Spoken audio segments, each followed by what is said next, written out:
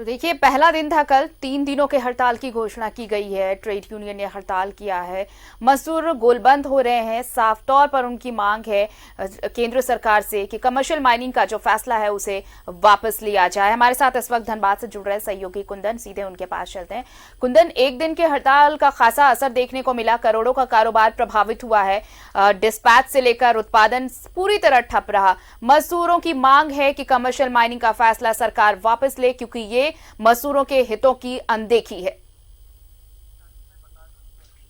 जी आरती, मैं बता दूं कि मजदूरों ने कल के स्ट्राइक में, अभी 3 दिन की स्ट्राइक है, कल एक सरकार को उन्होंने संदेश दे दिया, अगर मेरी बात नहीं मानी गई तो सरकार जो है वो बात माननी पड़ेगी। अगर नहीं मानी गई तो कल जो है पूरे देश भर में 700 मिलियन टन कोल का प्रोडक्शन नहीं हुआ जी। और अगर ये कोल प्रोडक्शन नहीं हो रहा है, अगर 3 दिन तक नहीं हुई तो पावर प्लांट को भी अफेक्टेड पड़ेगा। और मजदूरों का कहना है कि ये स्ट्राइक नहीं, ये हमारा संदेश है सरकार को कि अगर हमारी बात नहीं मानी गई, कमर्शियल माइनिंग अगर आ गया तो फिर मजदूरों के हित की कोई बात नहीं होगी। क्योंकि बीसीसीएल, कोल इंडिया की भी हालत बहुत अच्छी नहीं है आरती, क्योंकि बीसीसीएल जो है लॉस में जा रही है, इसमें कहीं दो राय नहीं है। और मजदूरों के, आपको मैं बता दूं कि कोरोना टाइम पे जितने भी मजदूर हैं उनको 1 महीना लेट से पेमेंट मिला था और इन्होंने कुछ कहा भी नहीं। मजदूर ने प्रबंधक के साथ रहा, मिनिस्ट्री के साथ रहा, कोल इंडिया के साथ। और आज जब मजदूरों की हित की बात आती है तो मजदूरों के विरोध में सरकार आ रही है, तो कहीं ना कहीं मजदूर को एक अंदर से ठेस पहुंच रहा। 5 ट्रेड यूनियन जो है उन्होंने कल बैठक कर, शाम को कल बैठक कर ये सरकार को फिर से दे दिया है कि संदेश दे दिया है कि हम एकजुट है, और अगर मेरी बात नहीं मानी गई तो ये 3 दिन तक तो प्रोडक्शन ठप रहेगा और आगे जो है बहुत बड़ी रणनीति भी बनने जा रही है। आरती, कुछ मजदूर हमारे साथ है, चूंकि फर्स्ट शिफ्ट जो है 5 बजे से आप देख सकते हैं कि सारा माइंस में प्रोडक्शन बंद है। सारे मजदूर एकजुट खड़े हैं, कोई भी अटेंडेंस नहीं बना रहा है। अब कुछ लेबर से हम बात करते हैं। सर कल का प्रोडक्शन अगर नहीं हुआ है, आज की क्या स्थिति है? क्योंकि इससे तो पावर प्लांट को भी लॉस होगा। सबसे बड़ा चीज है कि हम लोगों ने सरकार को यह संदेश देने का कार्य किया है कि हमारी जो है मूलभूत जो हमारा अस्तित्व है वो आज हमारे खतरे में है, और हम सरकार से अपने मन की व्यथा और दर्द को जो है सरकार तक पहुंचाने का कार्य करते हैं कि आज मजदूर बहुत ही असंतुष्ट है। कोल इंडिया का जितना भी खून पसीना करके कोविड-19 में भी अपना कार्य योगदान दिया, उसके नाम पर 1 पैसा का बीमा नहीं है। वो मजदूर आकर और अपनी परियोजना में कार्य करता है और 1 दिन का, इस कोविड-19 में 1 दिन का हाजिरी कट अपना अटेंडेंस देकर और सरकार को सहयोग किया। उस सरकार आज हमारा दर्द है तो सुन नहीं रही है। दर्द इस बात का है कि हम कार्य करते हैं और आज हम मांग कर रहे हैं, अपनी व्यथा सुनाई। कमर्शियल माइनिंग होने से हमारा अस्तित्व खतरे में है। हम जो है, हमारा सरकारी तंत्र ध्वस्त हो रहा है। आज कोल इंडिया का नहीं, पूरे देश के सरकारी तंत्र पर क्यों सरकार इसीलिए चुने हैं, इसीलिए हम अपनी इस लोकप्रिय सरकार को बनाए हैं कि नहीं आकर और हमारा जितना भी सरकारी तंत्र है ध्वस्त कर दे।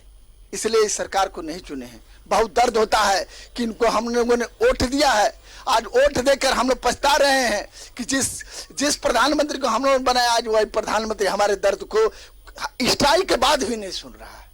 आरती, देख सकते हैं कि ये लेबर है, इनके आंखों से आंसू भी आ रही है, तो कितना दर्द है, मजदूरों में दर्द है कि कमर्शियल माइनिंग होने से इनके परिवार सड़क पे आ जाएंगे। क्योंकि आदमी जब कोल इंडिया में जो भी नौकरी मिलता है तो फ्यूचर के बारे में सोचते हैं। इनकी फ्यूचर ही अंधकार हो गया, इनके बच्चे अब कहाँ जाएंगे, ये लोग वही अब सोच रहे हैं। आप आगे आए सर। कल भी माइंस ठप रहा, आज भी माइंस ठप रहेगा, कोल प्रोडक्शन नहीं हो रहा है सर, तो इससे तो सरकार को बहुत बड़ी नुकसान होगी। और आप लोग डिमांड, चूंकि कमर्शियल माइनिंग में कहीं कोल इंडिया को तो अफेक्टेड नहीं है। कोल अफेक्टेड नहीं है, कोल इंडिया नहीं, लेकिन उसको मेरे समकक्ष को खड़ा कर दे रहा है। दुख इस बात का वो जो माइनिंग, कमर्शियल माइनिंग जो लोग प्राइवेट में दे रहा है वो हम लोग को दे दे, हम लोग चलाएंगे उसको। वो बड़ी बड़ी प्राइवेट कंपनी को देगी जो ना मजदूरों को सुविधा का ध्यान रखेगा, कुछ भी ध्यान नहीं रखेगा।